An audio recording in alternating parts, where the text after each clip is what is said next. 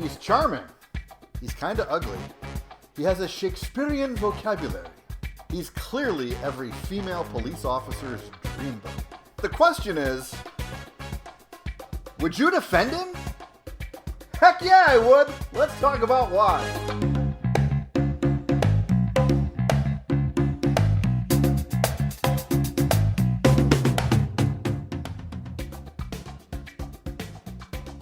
Good evening, everybody. This is criminal defense attorney Keith Stickley. How are you all?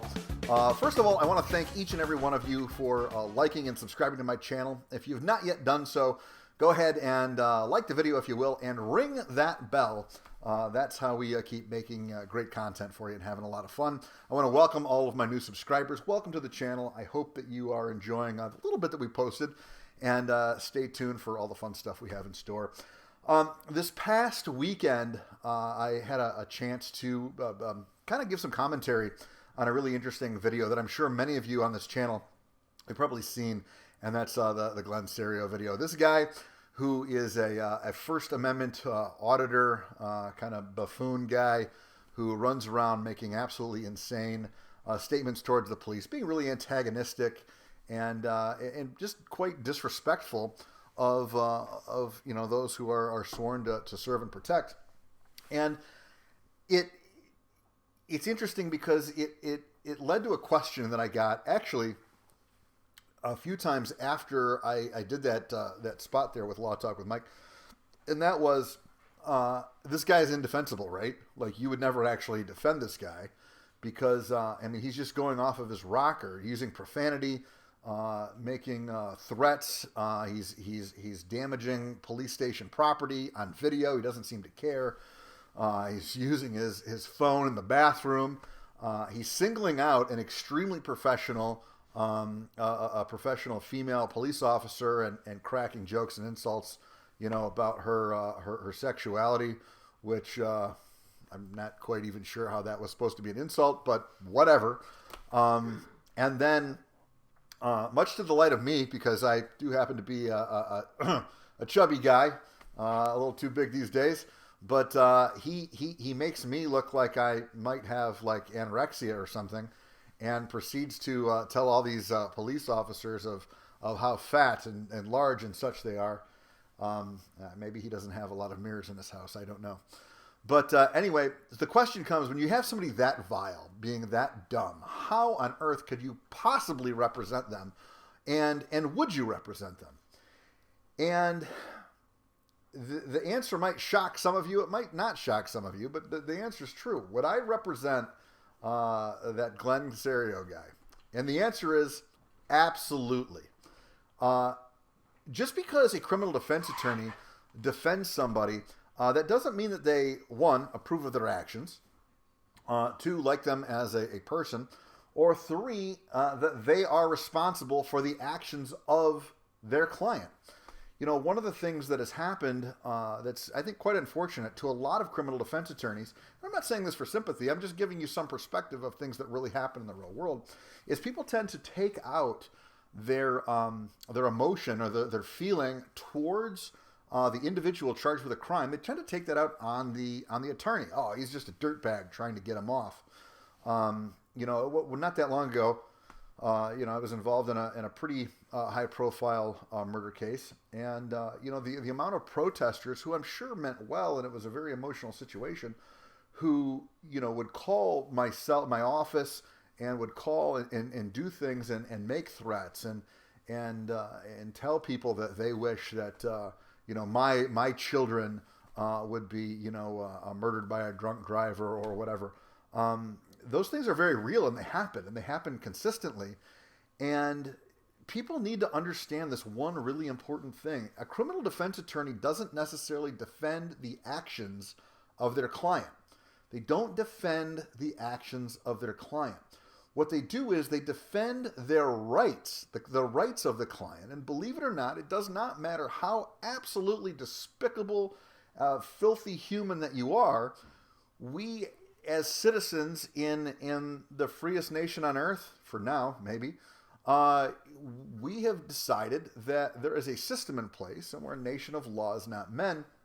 And the rights have to be protected, even for the most for the people that are the most egregious offenders, seemingly. Now, a lot of people, I understand when you have a case that hits close to home. There's only one or two kinds of cases that I probably wouldn't take, and I don't know that I could necessarily handle them. You might be surprised to know what a couple of them are. It might not be what you think. But these people have rights too, and it's so important in the process that they have just as an aggressive and hard legal representation as the guy that, was charged with shoplifting. Let me tell you why. It matters not whether the person necessarily is guilty or not in the grand scheme of things. The fact of the matter is, the defense attorney, number one, is the only attorney guaranteed in the U.S. Constitution. That's number one. Number two, the reason for that is we sort of well established that it's healthier in society for a guilty person to go free than an innocent man be locked up. And I don't say man referring to gender, innocent man, woman, it doesn't matter. They, whatever you want to say. And the reason that that's so important is because, well, quite frankly, there are people every single day in this nation who are charged with crimes that they are not guilty of. Now, that doesn't mean to say that, maybe they were, that they're totally innocent. But I do have to tell you, every single day, in almost every jurisdiction I've ever practiced in, there are people who are charged with crimes far greater than maybe what actually happened. And it's our job, as be it a public defender or retained attorney, to make the government meet their burden.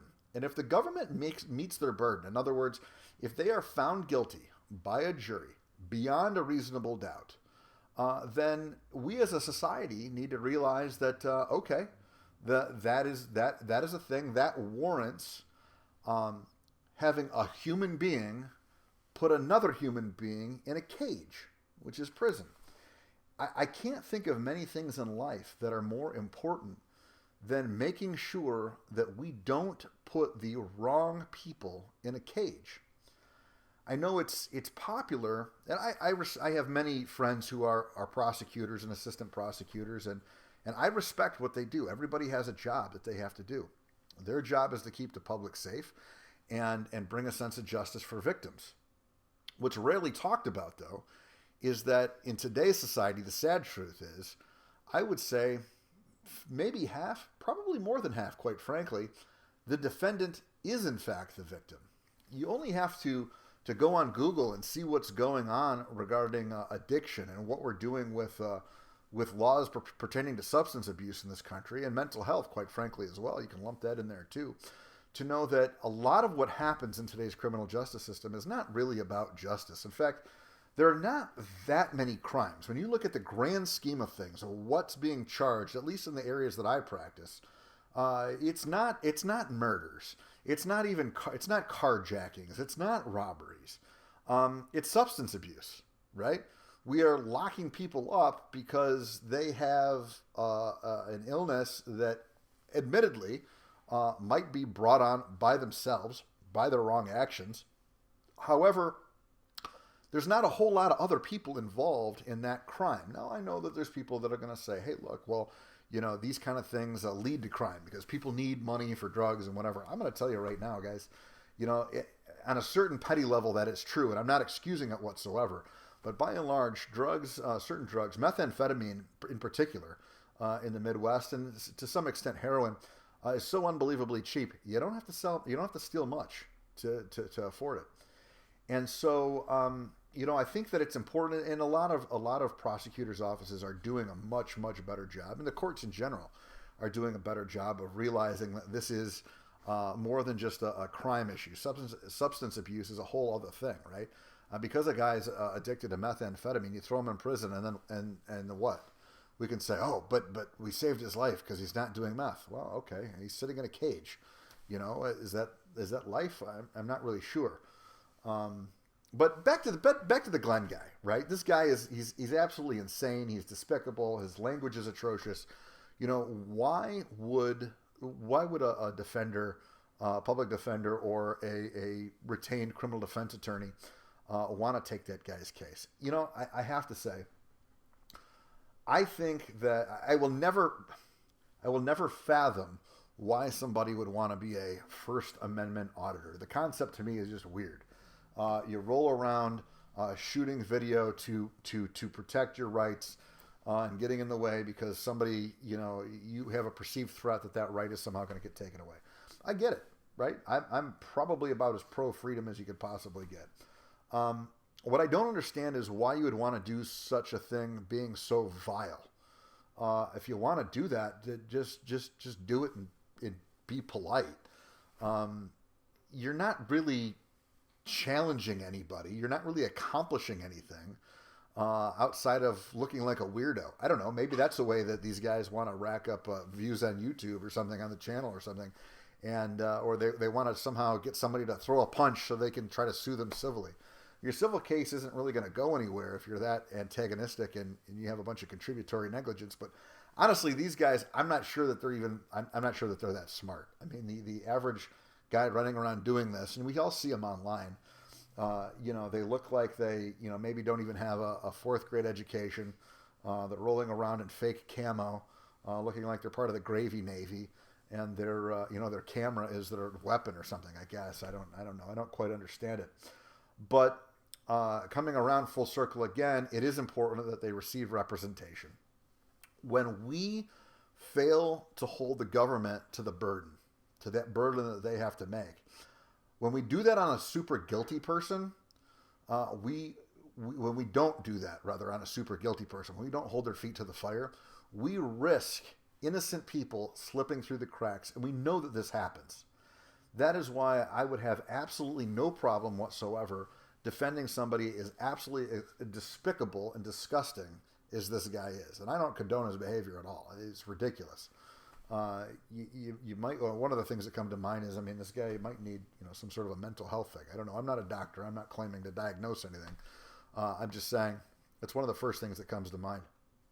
I can't stress enough the power that a prosecutor's office has. They have the power to levy charges. Once you have a charge, even though we have this concept of innocent until proven guilty in our country, instantly restrictions can be placed upon your most basic freedoms. Your First Amendment, your Second Amendment, a bunch of other amendments can get rights can be restricted just by sake of being out on bond. And I know that courts are supposed to take into account the various scenarios, and bond is supposed to compel somebody to come back to court and to protect to greater extent the community and the likelihood of any more future victims occurring before this thing takes place. But when it comes to trial, when it comes to the courts, the prosecutors have the power of the government to conduct whatever investigations they want to. By and large, the criminal defense bar isn't afforded those kind of rights or resources.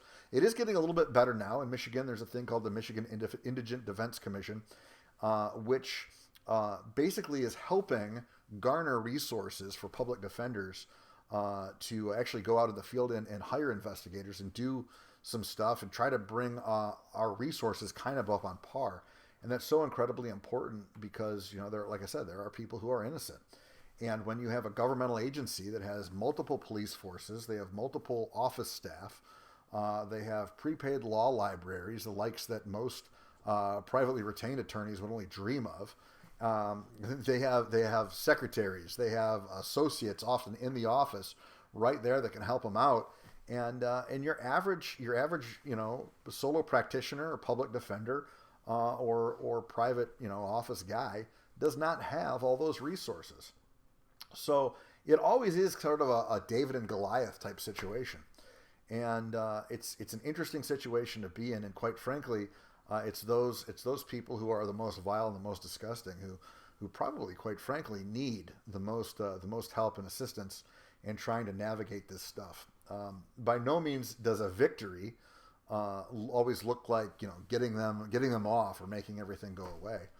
But as long as if the government meets their burden, and I don't have to worry about hearing about an appeal or something coming up. That's another whole piece of the pie. If the guy doesn't get adequate representation, he has the chance of getting his case heard again or getting out of his case that way. You certainly don't want that to happen, and the best defense against that is a vigorous defense to begin with. So these are my thoughts on this guy. I don't know what's going to happen. It sounds like this guy is pretty screwed. I know there's multiple levels to every story, and I think he's got some other cases and potentially a probation out there. But I just wanted to take a couple of minutes to explain why I think it is that defenders would actually defend this guy, why it's important to defend this guy, and how important it is in the entire scheme of things to have both public defenders and defense attorneys, and to realize that they're there to do a very specific job for a specific reason. And quite frankly, in the end, it is what helps keep us safe. It is a part of the process that can help ensure the safety of citizens and the nation as a whole. So I want to thank you all so very much for coming on up and sharing these few minutes with us. Do me a big favor, if you like our content, you like what we're trying to do here, go ahead and subscribe, like the post if you will. And also, if you have any ideas, comments, questions, stuff that you want to hear from a criminal defense perspective, do me a favor and leave it on the messages below, and we'll try to reply to as many comments as we can, and of course make more video content addressing the various questions that you have. Take care, guys. Stay safe, stay warm, and we'll see you again real soon.